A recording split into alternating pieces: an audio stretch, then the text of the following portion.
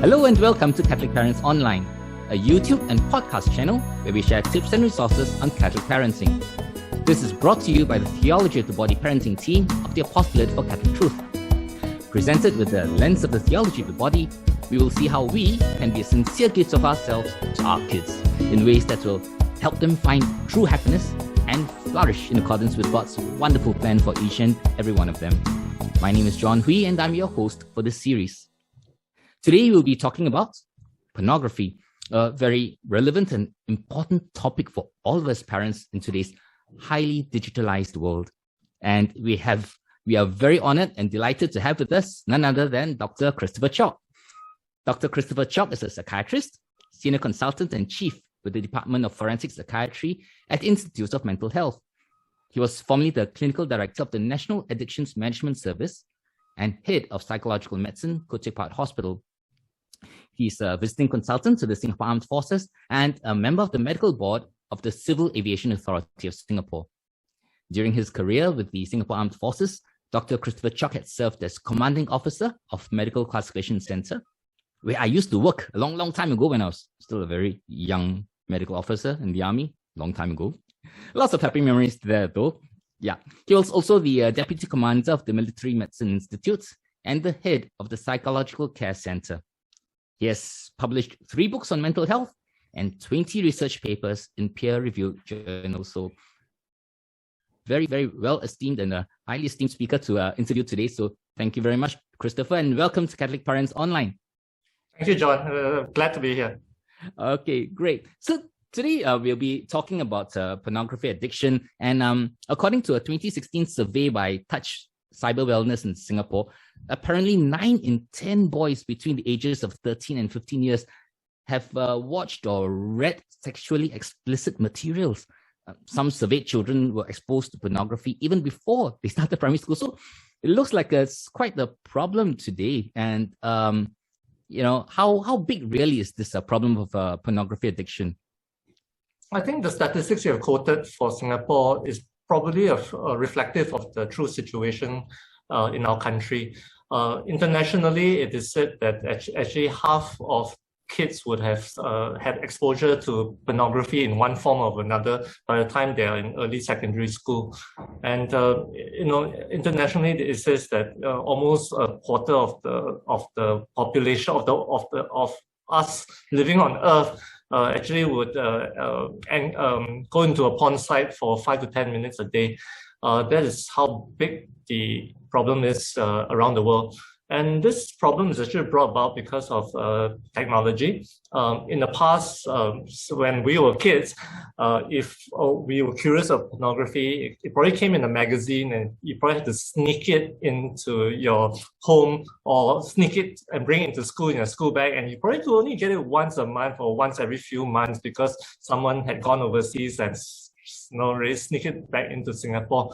But right now, porn is available everywhere. It's available on your phone, available on your tablet, practically 24 hours a day, and you can access all sorts of porn. Many of them are free, and this really compounds the problem. And porn, but the nature of porn is that it is pleasurable to watch for many people, and it's not surprising that when you see something that is pleasurable, people just want more of it. Yeah. So you mentioned that they just want more of it, and it seems to do something to the user and especially those who get addicted to it. How does pornography actually affect the user from the psychological point of view? So it depends on when you're exposed to porn. The most dangerous period for exposure to porn, and especially those with high usage and viewing of pornography, is when the brain is developing.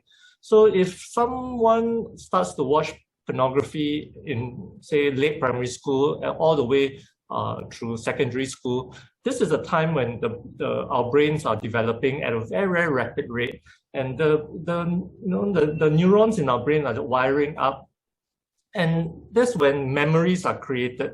And if you watch lots of porn during this period, it will really skew your view of the world. And because it is pleasurable to watch for most people, people would then, who watch porn frequently, would then make it make it habitual for them. And they find it very hard to kick the habit once it becomes so ingrained in their lifestyles. How does porn affect a person? For many young people, because they may be inexperienced in actual physical sexual activity, when they view porn, they typically will get a very skewed view of what sex is all about. In pornography, most of the time they just highlight the sexual act. No one talks about love, no one talks about commitment, no one talks about relationship.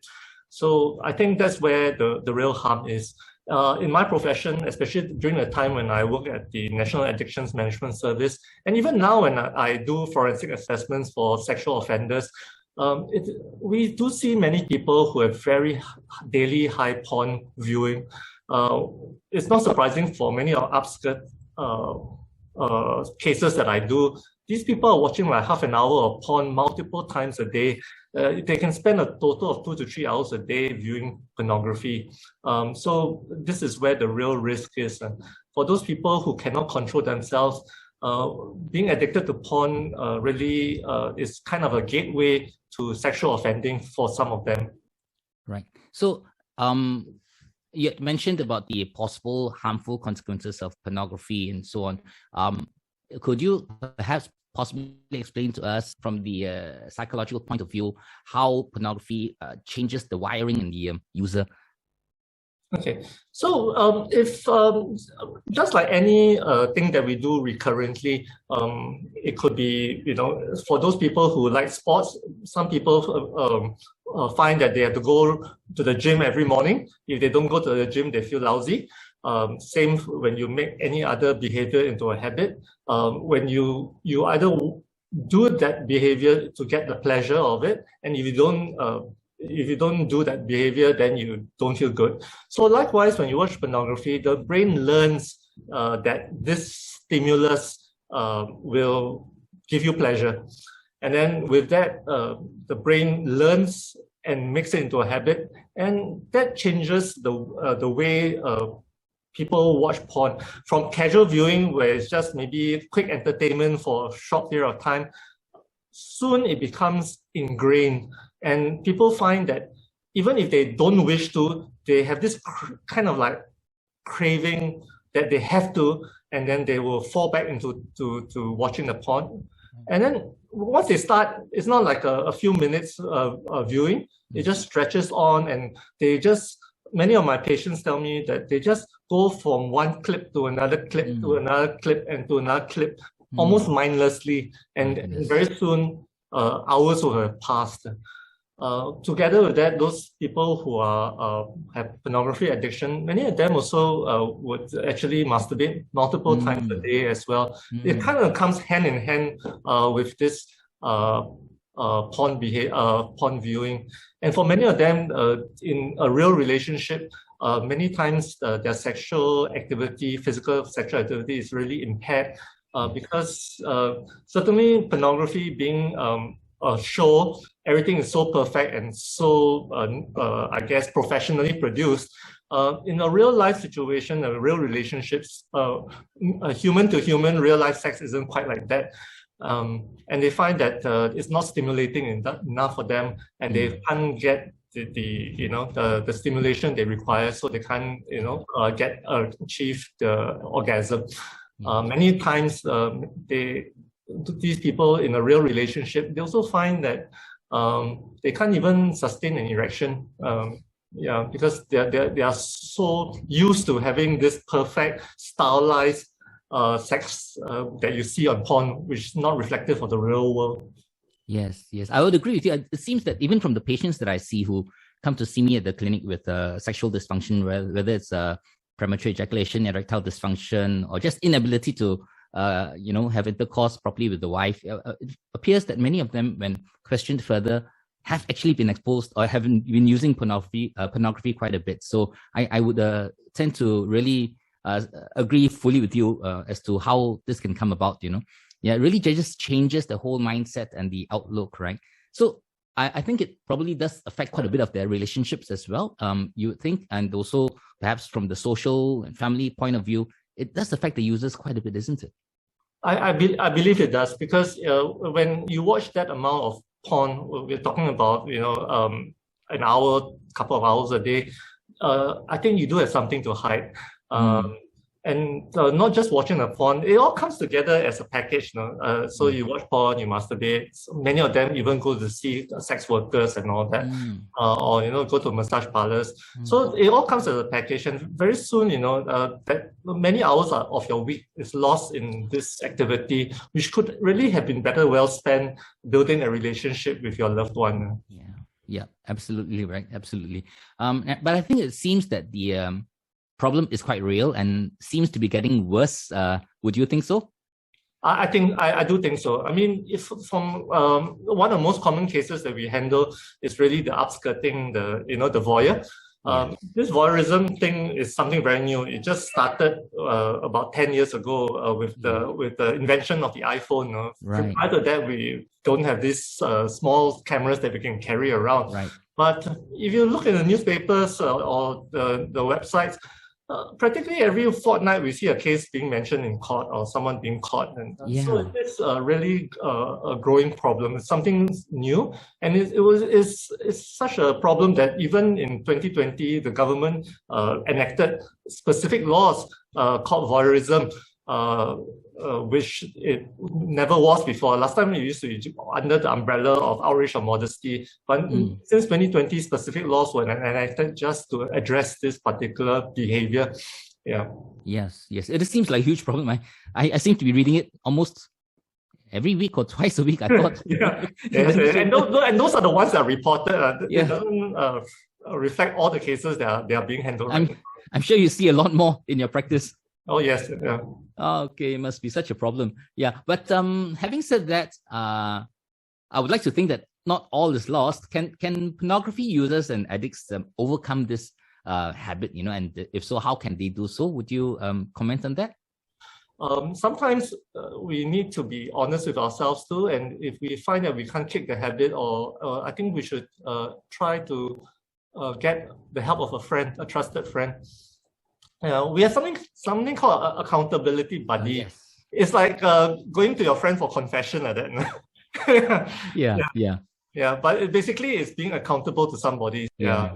I understand there are some apps even out there that actually help with this area of accountability, and for people who want to actually come out of it. Yeah, I believe they are. Yes. And of course, once self-help or doesn't work, then maybe you want to seek professional help with a counselor. And of course, I think another aspect, since we are talking to a Catholic audience here, is to develop your own spirituality. Because I think the Catholic Church, it teaches you good things, right? So it's more that spending more of your bandwidth on things spiritual than things pornographic. Yeah, that's true. It seems that from what you've mentioned, it is not difficult for people who once initiated into pornography might just go downhill and on and on and on, right? And then after that, they'll get into lots of trouble, not just with the self, but with family and the friends and even the law, right? Yes. So it seems like the best is if you don't want to fall off the cliff, don't even go near it. Absolutely. And certain people have certain vulnerabilities. Yes. As you will know, some people like alcohol, some people like gambling. Yeah. So even some people just like porn. And because it gives them such a big kick. So if the person has this individual vulnerability because of their personality, then I think they should try to get professional help. It's not easy to break this habit. Yeah, you're absolutely right. I think that it is important for us to have that humility to admit to ourselves. I mean, even for ourselves, right? We really have so many issues in us that we need to settle, and we need to seek for help with accountability partners or friends. Of course, in my case, it's my spouse, and of course, a priest, spiritual director, and so on, right? Who can actually help and guide us along the journey. Yep.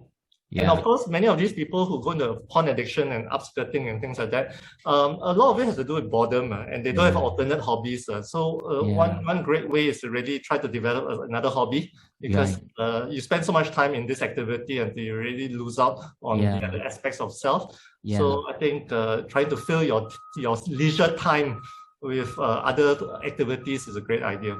Yeah, that's a very, very great idea. Absolutely. Yeah. Besides boredom, are there any other triggers for people who might enter into pornography? Some people say it's like stress and things like that. Are there any other trigger factors? I think sometimes some people go through periods of stress, and especially when some of this stress cannot be immediately removed. So, for example, if one is stuck in a job and you have difficulties with your supervisor or your colleague, and you can't quit right now, or if you're going through a bad patch in the family or your finances, or even your own health. So sometimes we can't remove that stressor quite so quickly. And then when it takes a toll on you, some people may just turn to easy ways of getting pleasure in the short term. I think this is a big trigger. We have seen people who seem to be very reasonable people, and then suddenly through this period of stress, they start upskirting, and then because they are not so good at it, then they get caught. You see, yeah, and that's very sad. Yeah. So it actually really brings to full view the need for us to have the support around us, right? Not that besides fighting it ourselves, sometimes we really need help, right? In the people around us, our family, our spouse, and good friends and others as well. So I think these are very important. You think so, right? I think so. I think for guys, maybe it's much easier to talk to another guy friend about it. It's probably harder to go and speak to your immediate family, and not everyone knows how to handle how to react when someone tells you about the problem. And you have to make sure the other guy isn't into it as well. Yes. don't reinforce each other's behavior. Yeah. It's blind leading the blind. Yeah. So I guess there's so many ways in which I guess we will have to look for to help ourselves for those who are really seeking help to overcome it, to kick this habit, right? Yeah. So I think in summary, it's really having the conviction to want to do something about it, and then after that, seeking help and having the humility to know that we do need help, whether it is in the form of accountability partners, really good friends who can help, and spiritual directors and professionals like yourself and others, counselors and psychiatrists. I think these are also important avenues that we must turn to, right? Yeah. Are there studies that show that the practice of the faith can actually help addicts and users to overcome the addiction to pornography? I think that there is no systemic study into this area. But if you just take a leaf from all the other types of addiction treatments, many addiction treatments are faith-based, even if it doesn't talk about a particular faith. Even those like Alcoholics Anonymous and all that,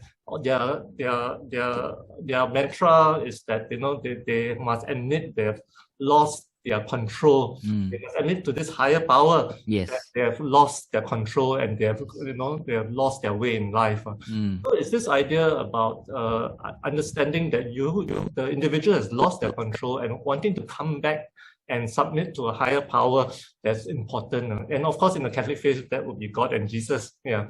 Yes. In other, for the lay people out there, all the Alcoholics Anonymous talk about the higher power, whoever one may call that person.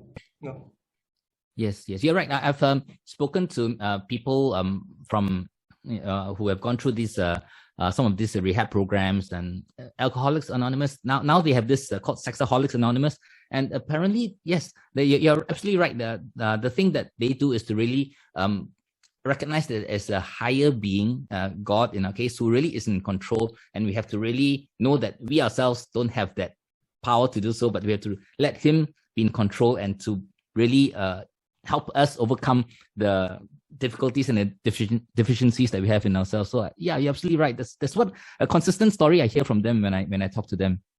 Yes, very much so. And I think also this idea in the Alcoholics Anonymous or your Sexaholics Anonymous, the idea that you come together to meet, to talk about things, that there is this dynamic that goes on within the group. The first thing is that what many addicts tell us is that they feel quite awkward talking to another individual if that person isn't an addict themselves. They feel that they won't be understood. So when you come together with people with the same problem, then people start to be able to talk about it. They don't feel judged. And typically in a session, someone there would have relapsed. And then it brings to mind for the person that, oh no, I'm vulnerable to relapsing too, so I better be on guard. So it's a certain dynamic that goes on within a self-help support group like that, which is actually very useful. And of course, many of these people who are sex addicts or upskirters, many of them are lonely in the first place. So having the opportunity to come and meet and talk to people in itself actually helps them bridge that loneliness, even if it's coming for AA or SA meeting. Yeah, that's true. I think this mention about loneliness is so real. I think this day and age of the internet and social media, I think many people tend to hide behind the screen, and they may have thousands of friends online, but in reality, they may have very, very few friends whom they really can physically turn to and can really count on in times of trouble, right? Yes. Yeah. So and I think that, I mean, even though we are doing this chat by Zoom now, when you meet someone face to face, there's some dynamic that goes on when you look someone in the eyes and you know, the body language and all these things go really go a long way in having this what I call feeling that you know you are interacting with someone real. So I think that yes, being online all the time is really not the best thing. We couldn't help it during times of pandemic, but as pandemic improves, I think we should try to meet up with people more and have meaningful conversations and interactions with real human beings. Right, absolutely. I think the next time we do an interview, we'll do it physically, and I'll do my ART first before I meet up with you. Yes. Considering I'm seeing COVID patients almost every day. Yeah. So I think that in this area that in this particular interview, which we are doing for Catholic parents, right? I'm sure they are watching this because they are concerned for their own children, right? So I guess there are two areas I would probably ask you for your expertise. You know, number one is actually how do we help parents, or at least what can parents do to prevent their children from getting into pornography? And the second question would probably be, if the children are already into it, how can they help the children? Okay. I think it's, the approach is quite different for different age groups. I think for the primary school and younger going age group, I think what's important actually is to have a safe internet environment. So within the home, I think you know, we should password protect the adult devices, you know, and of course, if you can restrict certain types of access, if you have your child has a tablet, his own personal tablet, you know, then I guess we should try to have some parental controls put in such that they don't get to view all these things. For myself, because I work in this industry, so I'm very concerned about mobile phones and all that. So even my primary school children do not have mobile phones. Okay, that's interesting.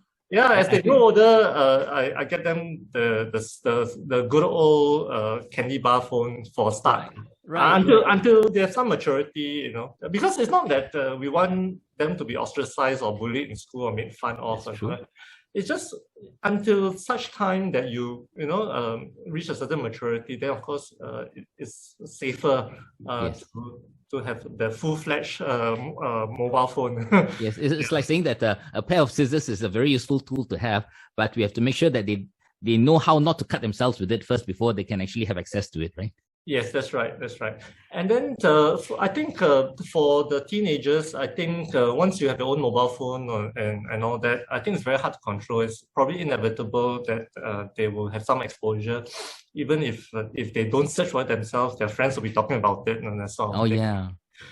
Yeah, so I think it's about having reasonable and conversations with them around the topic lah. I mean, talking to them over dinner or less formal setting about all these potential problems and all that. Yes. I think honest conversations like this would be very helpful, because it's really a real issue that we face. Yeah, fully agree with you. I think that for the parental-child relationship is so important, isn't it? So with that at least as a basis, we can actually then have a better opportunity for conversations, the right conversations with our children, right? So otherwise, I think it'd be so difficult to talk to them about these issues. And I think also just not focusing on the porn behavior itself. Many times people turn to porn, those people that turn to porn and lose control, many times they are actually trying to escape from something. So, I mean, it all falls back again to the parent herself. So if the parent if the parents can lead the household in a way that the stress level is not too high, there's happiness in the household, there's good interactions and relationships, then even if they do come across porn, they may not be hooked onto it, and they're curious. Then after that, they know this is not good, they shut it off, that sort of thing. Yeah. But then when the household is very stressful, when there are unreasonable demands on their academic performance, or too many weekend CCA type activities and that sort of thing, or if parents themselves have their own issues to deal with in their own parental relationships and things like that. So I think we should really look into all this, because many times many of the those upskirters who have a serious upskirting problem, when you look back, they also had quite a disadvantaged childhood. Yeah, I would agree with you. In fact, some of the patients whom I've seen, young teenagers and young even adults even, right? The almost you might say universal factor I see, right, is that many of them do not have good relationships with their parents, and the family is a bit quiet or cold or even stressful, like you mentioned, and they tend to then perhaps use this as a form of escape, from this stressful environment, this cold environment, or an environment where they feel very put down in some way or other, when we fail to affirm them properly, right? So yes. I tend to see that in some of my patients as well. So perhaps for children who actually have gone into pornography, what can parents do for their children? So I guess it's really about the age. So again, in primary school, while you still have some control over your children's life, I think it's really to restrict. I mean, sorry, I sound quite hardline, right? But I think while you still have control, I think it's to really set the boundaries while you still can. Yeah. I think even I've told parents before, maybe after a certain time you should set your router to switch off, so that the time is supervised. We also say that sometimes put the computer devices in the common in the living hall where everyone can see. So this type of things really hopefully can control that behavior. And I just want to emphasize again, no mobile phones, and maybe you get something that's not so sophisticated, can't stream and things like that. Or even if you dumb phones, right? Yeah, or dumb phone, or even if you're using a smartphone, just don't get so much data, because it all runs on data. All these streaming videos. For once you become a teenager, I think it's still a bit more difficult, I guess. I think that it's important to really start having conversations then, and if you still can, you can still try to restrict, I guess. But it'll definitely be growing harder and harder. Because that's the nature of the natural development. I don't worry about it. You're not a very hard-hearted parent. Because I went through that myself in primary school. My kids a long time ago. Of course, you might say it was a long time ago, but even at the time, their peers were having phones, and we said, sorry, no handphone for you until you go into secondary school, because you can still use the phone in the office, in the school office to call us if you need to, and we can still call the teacher if needed to get in touch with you, and that was really, really, really very rare. And when we went to secondary school, I remember giving them kind of a prepaid card first to kind of control the amount of data that is used. And I told them that, okay, for the first 2 years of secondary school, let's observe how you manage this. And if I'm comfortable that you're using it responsibly, I will be able to then go on to something more and gradually increase the more data. But of course, like you mentioned, with necessary filters and also the conversations that need to go with these. Yeah. But I can imagine it's a lot tougher now in this day and age where the access is much easier and the kids are a lot smarter than us. Yeah, yes, that's right. Yeah. I mean, I think it's not just the behavior of watching porn. Actually, if not porn, some of them can do alcohol. Some people can do other types of addictive behaviors, even the illegal drugs and all that. So the porn aside, is more like making the household conducive for raising children, and even if they go into teenage or even young adults and they're still in the household, is to make the household, a place that the children would rather spend time with than to hang out somewhere else. Yeah, you're right. I think making the home a very positive environment where the kids enjoy being with family members, right, will make it so much more, so much easier in a way for them to avoid these negative influencers, so to speak, right? Yes, that's right. Yeah. So, well, Christopher, it's been really wonderful having you on this podcast and listening to your words of wisdom. Before we end this interview, do you have any last words of advice for Catholic parents to help the children avoid pornography? Anything else that you'd like to share with our Catholic parents? I think it's to be realistic and to know that pornography is present, and you can't run away from it. So it's we do have to know that it's around us and manage it, and don't just hope it'll disappear and go away. Yeah, it won't. It won't. It's a reality today. It is a reality today. And again, there are many other things. Like I say, there are other things that they are addicted that they can run to. It can be computer gaming, alcohol, drugs, and gambling. So many other types of addictions. The porn is just one of the many addictions one can fall prey to. So it's just to really to manage it and come to terms with it, and make the household a great place to be. Yeah. Yeah, absolutely. So maybe next time we might need to interview you on gaming addiction. I'm sure you must have seen lots of this in your practice too. Yes, we do. Yeah. Okay. Well, Christopher, thank you so much once again for sharing your expertise and wisdom with us today. It's been really it's been great having you on this YouTube podcast series.